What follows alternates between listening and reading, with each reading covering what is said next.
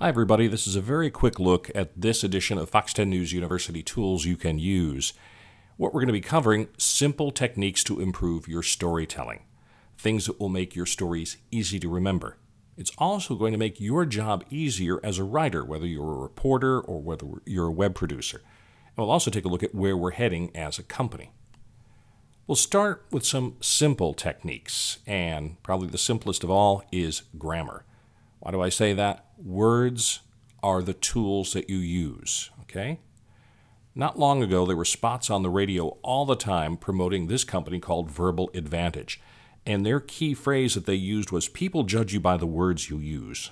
And that's absolutely true in our business. If you use your words improperly, it impacts your credibility. And that means the anchor's credibility or the reporter's credibility. Without credibility, your work or the work of the people around you is worthless. You should be saying things like, my photographer and I, instead of me and my photographer.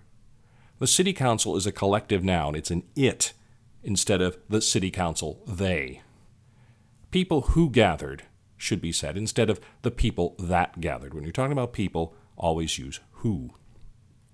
Now, some priceless information is following this, something that will make your life a whole lot easier as a writer. It involves the use of active voice. Active voice, three things. It's easy to understand. It forces you to be a better reporter because it forces attribution. You'll see what I mean in a minute.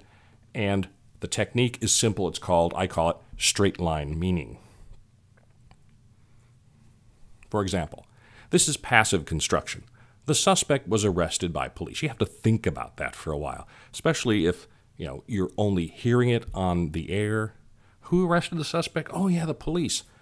Make it easy.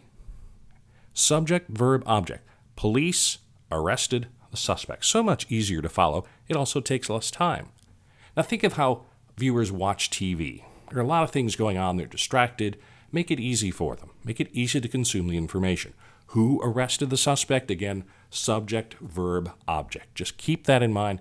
It'll work in almost every case for almost every sentence. Passive versus active voice. Passive. Another example. The book was written by Joe. Now, what's an easy way to rephrase that in the active voice? Absolutely. Joe wrote the book. Let's take another example. Action on the bill is being considered by the committee. Well, who is considering action on the bill? The committee is considering action on the bill. Easier to follow. Again, straight line meaning. Spelling. You say, sure, yeah, right, really now. But yes, it impacts, again, credibility. It impacts supers when people can see whether you can spell or not. Names in supers. If you're talking to somebody who's prominent and you misspell their name, they're not going to trust you with important information, because if you can't get something like their name right, how can you be trusted with anything else? Web scripts, absolutely. You see them. They're right there in front of you. There's no doubt that you know how to spell or not. And think of databases. All of our scripts go into a database. If you misspell a keyword like somebody's name or something else, the one time you need to find something quickly, it'll be invisible to your search. Accuracy. Accuracy above all. You don't want to get sued. You want to be accurate. And the axiom goes, when in doubt, don't. It applies here. Punctuation. Simple thing. Don't write like these two famous authors, James Joyce and William Faulkner. They were known to be part of the stream of consciousness writing technique. They could get away with it. You can't. Use punctuation. So what do you do when you're out on a story? How do you focus? There's sometimes many things to think about. What is your commitment to the story? What is your focus? Describe your sentence in your story in one sentence. Okay? Figure that out. It'll help you focus. Use that as a guide. Right? Think laser, not shotgun. The idea is focus on one or two things in your story. If you're at a city council meeting or whatever, there may be other big things that people are talking about. Maybe save them for another day or do it a later story or a web story that's a supplement to what you're doing. But people aren't going to remember 100 different things in a story. So think laser, not shotgun. Don't try to cover too much material. What's new? Well, tell me about that first. Give me some context. Picture somebody who just moved into town, has no idea of the background. You're sick and tired of the story, but this is the first time maybe they're coming to your newscast. Don't make them turn away by saying, I don't understand what they're talking about. Remember that people watch your story, so make your stories about people. Very simple concept, but it really, really works. Just like a regular novel or any other kind of story you read, a story needs a beginning, a middle, and an end.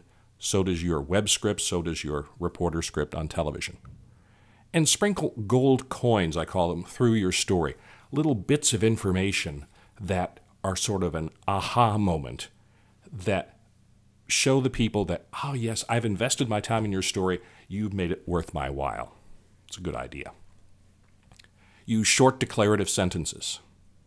Nice, concise, easy to follow. Don't be verbose. Don't go on and on and on and on. Say what you have to say, move on to the next topic. Avoid a lot of adverbs and adjectives. Instead, use bold verbs. Don't be very descriptive in your adjectives and adverbs. Just use your verbs as your strong point. Keep your story simple. Keep your sentence construction simple. Script your nat sound. Let your story breathe. Make sure it has some room in it. Sometimes we go bam, bam, bam when we're doing a narration or telling a story. You need some space to let a really sort of prominent piece of information sink in just for a half second.